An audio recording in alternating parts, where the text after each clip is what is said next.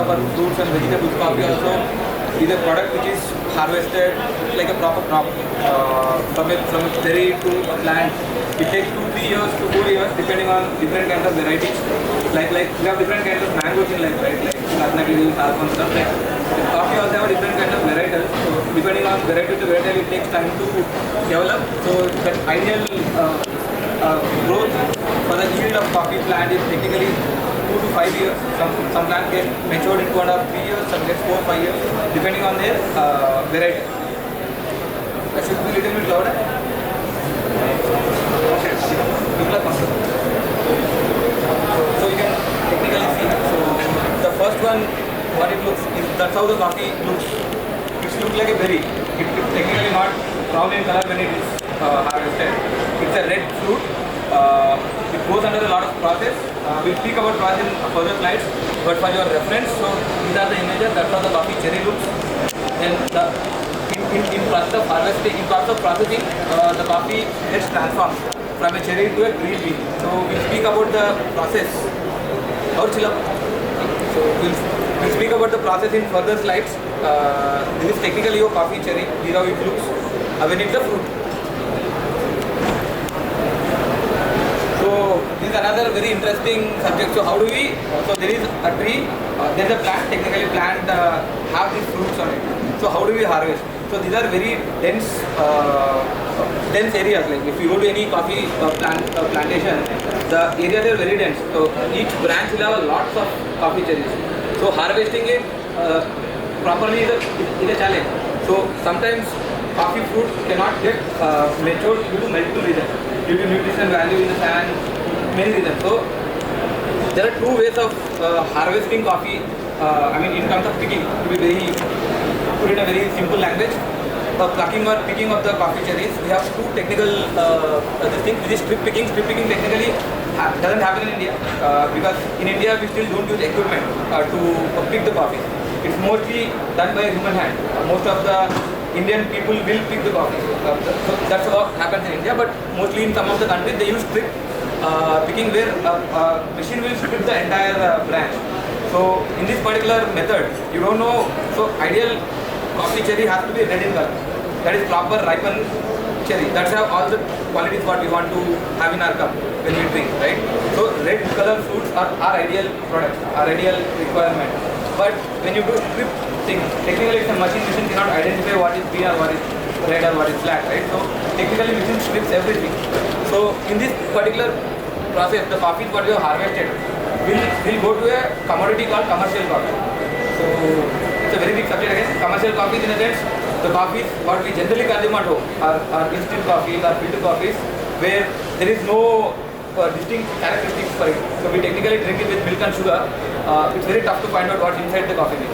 So whatever coffee that picked with this drip method were technically used for commercial coffee. You can also relate it to the places somebody have machines at their offices. Most of the commercial offices use a very commercial grade coffee. So all these coffees will mostly go there. And there is another harvesting method called hand picking. Hand picking is technically done by human hand. These guys, we're doing this from a long time in India. Like all our people who are picking, they also are generational people. Like my uncle used to pick, now I am picking, tomorrow my younger son or daughter will pick. So everybody knows the process of picking the coffee plant. And nowadays the estate owners also are giving enough education to their employees and labor to understand what exact are we looking at. They cannot randomly pick something and come. So they know they are going to harvest coffee, they are going to pick the coffee. The staff who are getting into the estates and doing this picking nowadays know what to pick. So in this particular method, you have at least some sort of precision. Like if you're having 100 grams of coffee, almost 70-80% you are certain that your harvesting has happened right.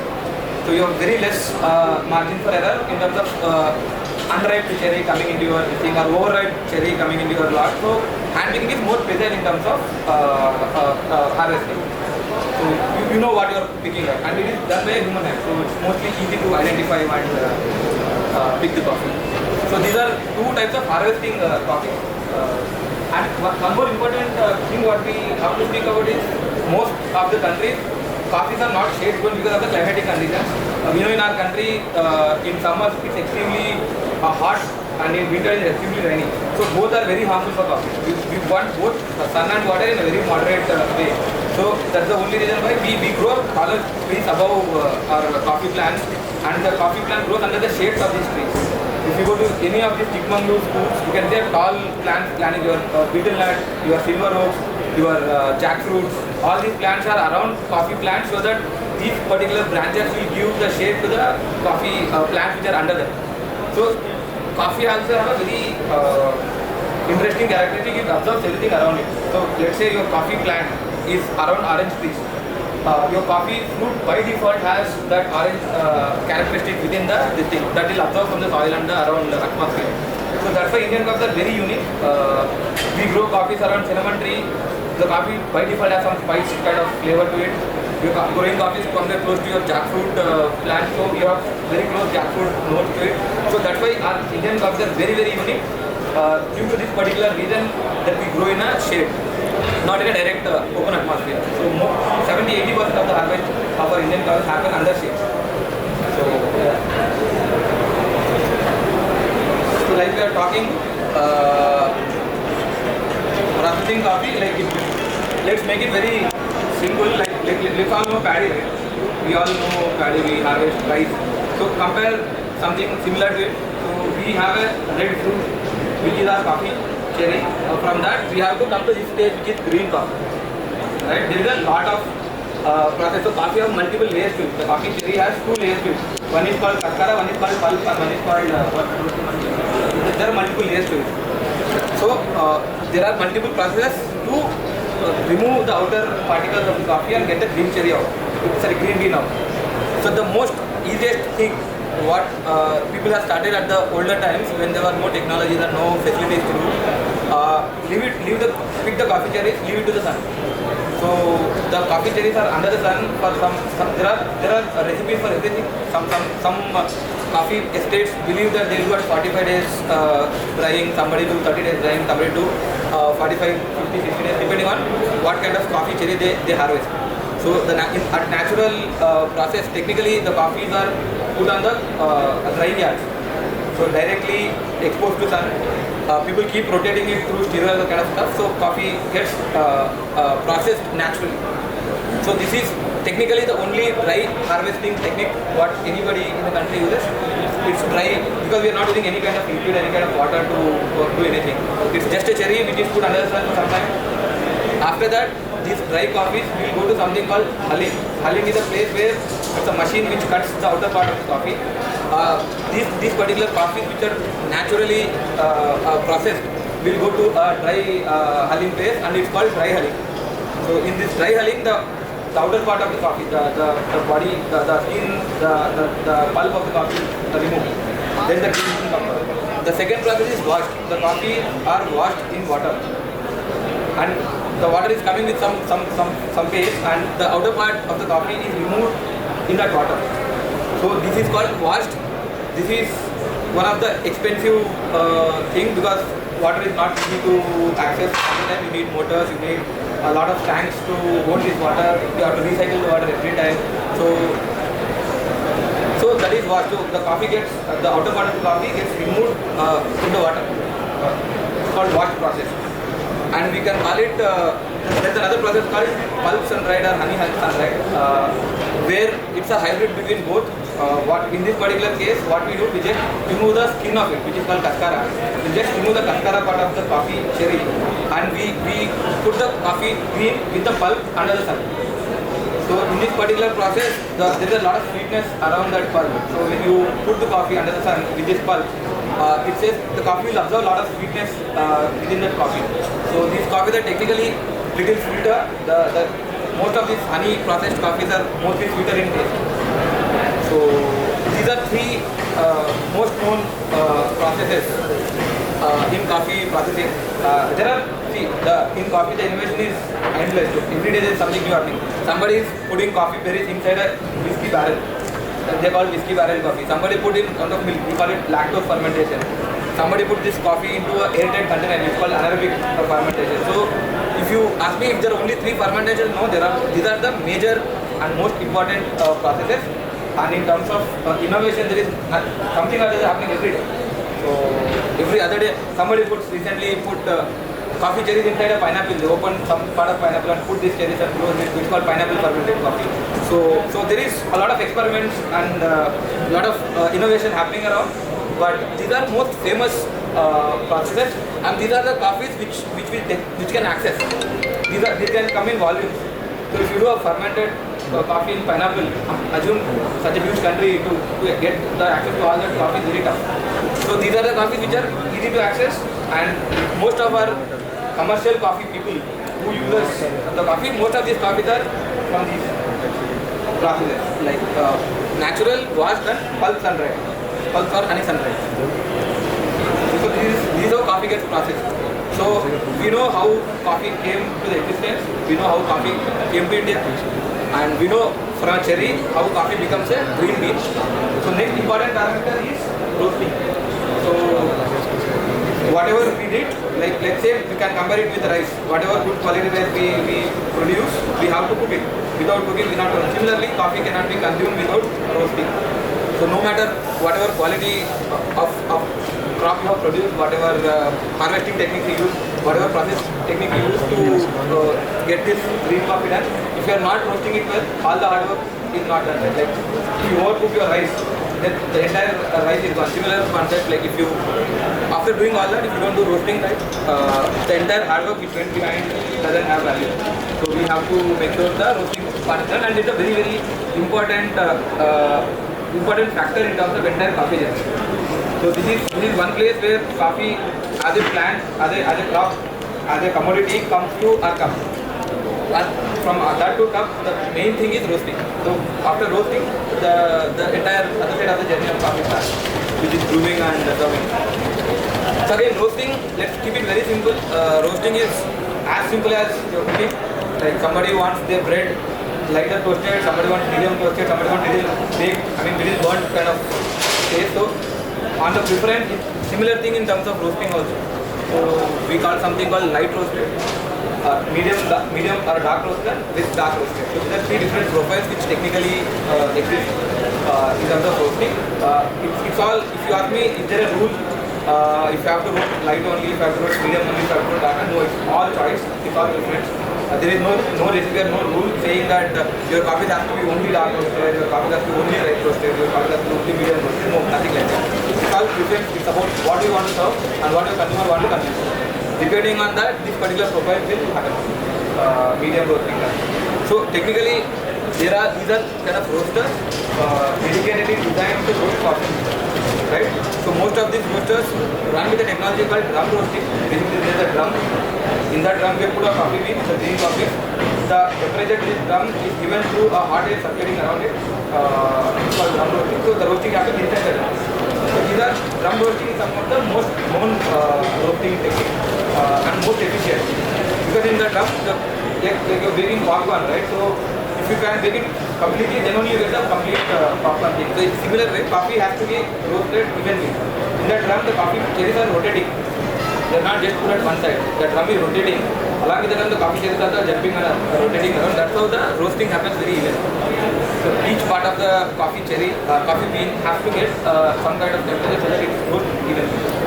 So that's how roasting happens. So there is some, in roasting, it's a very big subject. If you get into detail of roasting, it's a 2-day master class, a 2-day particularly certified course to understand what is roasting.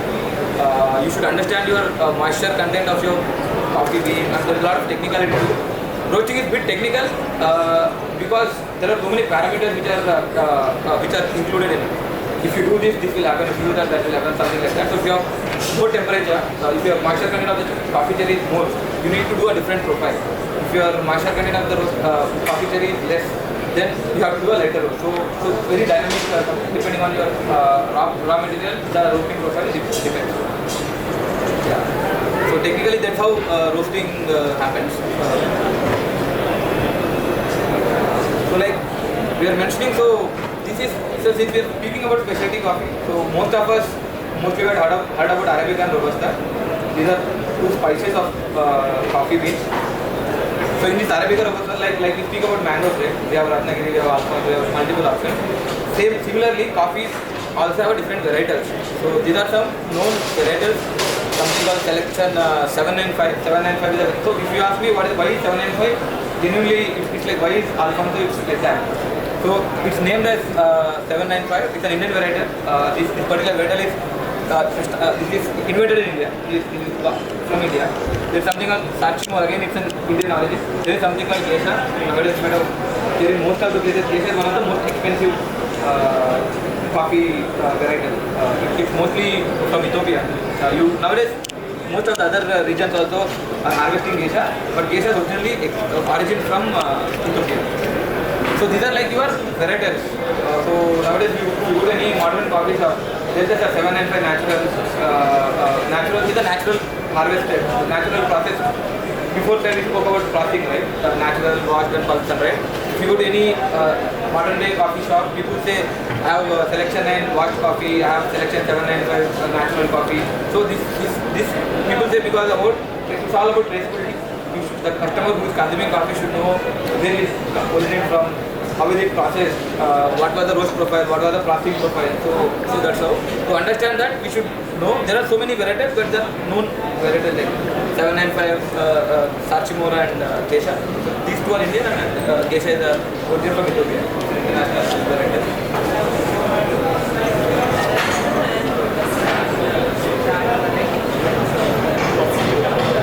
Those are two different species of coffee bean. Arabica is a different species, and so both are different plants, both are different DNA. So two different products are caught. So your selection 795 can be Arabica or so Arabica was a two species. In these two species, they have multiple varieties.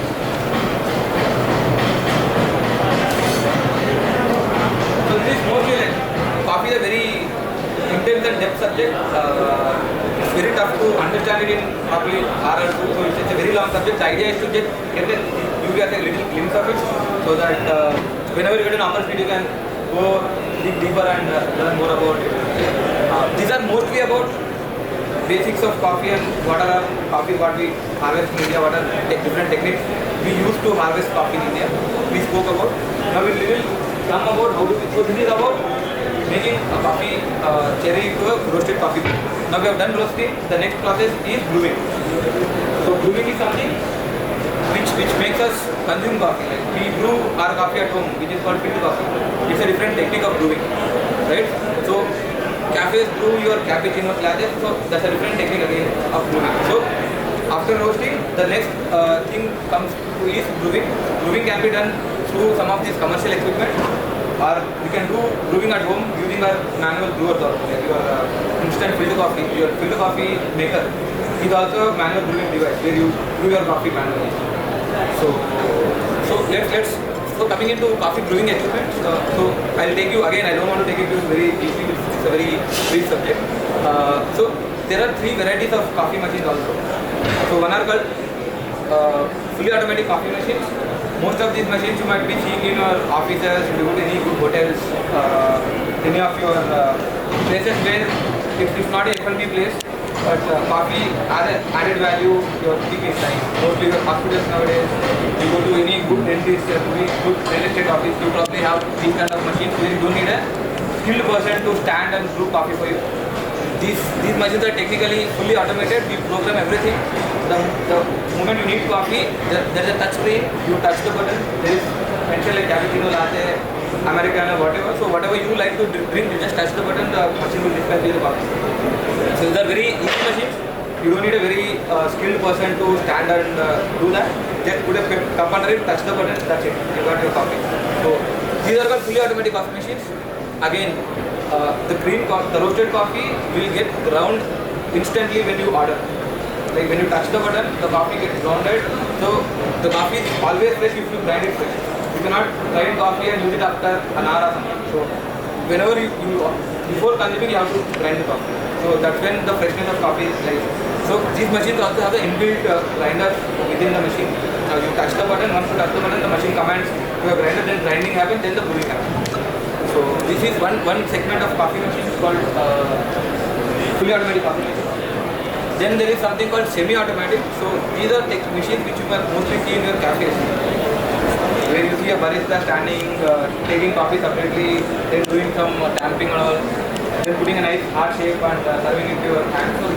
So these are mostly traditional coffee machines, and we call them semi-automatic coffee machines. These are mostly used in coffee front places. Let's say mostly for coffee shops or Italian restaurants where coffee is part of your coffee, your integral part of it.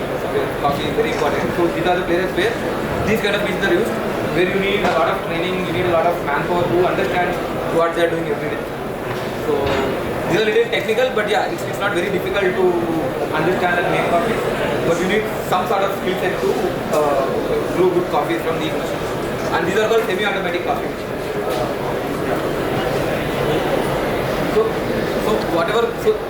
Especially when you speak about semi-automatic coffee machines, so this is a semi-automatic coffee machine. So this just gives you a hot water. You put coffee, touch the button. This particular machine will just give you hot water with the temperature you program.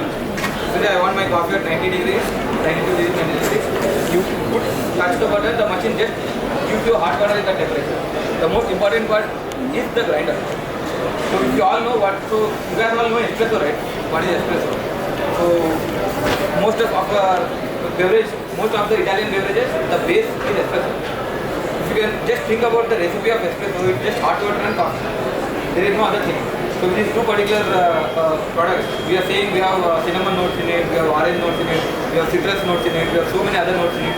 So to achieve that, you need a good grinder. So when you crush a coffee bean, it gets into multiples of small tiny microns of pieces. So when your grinder doesn't grind the coffee well, so your machine operates at a very high power and temperature, very high temperature and pressure. Let's assume that your coffee bean is grounded in unevenly. Let's say one of your coffee bean is grounded at 50 microns, another thing is at 200 microns. So the 200 micron one gets under extracted. The one which is at 50 micron gets over extracted. The 51 gets burnt because of that temperature and pressure. The fatter one, which is 200 microns, is extracted nicely because it's very high in terms of the density and dimensions. So that's called uneven extraction. So if you have a good grinder, every single particle what you got grounded has to be even. Everything has to be even so that when the hot water touches your coffee, the extraction happens very evenly. So for that particular reason, grinders are very important. If somebody says, like us who sells a coffee machine, somebody comes and says your machine is very important, you don't need to buy a good grinder, no, it's absolutely nothing. So don't believe that one. So most important parameter in extracting espresso is grinding. If you don't grind it properly, you find change in flavors and taste of the coffee. We call it uneven extraction. Uneven extraction can be over extraction or under extraction. So let's say, like I was telling you, to be very clear, let's say we ground coffee, right? Your 20 grams of coffee is be divided into some thousands of 50 micron particles, like small micron particles. Assume that you are 50, one of your coffee ground is at 50, one is at 75, one is at 100, one is at 200. So when the hot water touches with all different sizes of coffee, the smallest one gets burnt soon because it's very tiny in terms of Off flavors. You get a lot of off flavors. You get bitterness, a lot of bitterness. The coffee generally is bitter, but you don't like harsh bitterness. So you get bitterness, you get foreign flavors which you don't like to consume. So you genuinely have to grind it very evenly so that you get an even extraction. So that for that particular reason, grinding is very crucial. So these are your manual brews. We forgot to put an Indian filter. It might be most relevant here. But the Indian filter coffee also is a manual brewer. Like that, there are other things where we use these particular devices to brew coffee. So, like we are calling them manual brew, we are not using any physical power or equipment power. I mean, we are just using, we are not using any equipment, we are using any pressure to extract this coffee. Like the most popular manual brews for now is like pour over. Particularly this is the setup of a pour over. So this is most of your manual is one of the most popular easiest way of making manual brewed coffee. So technically we put a filter paper, some ground coffee and put hot water.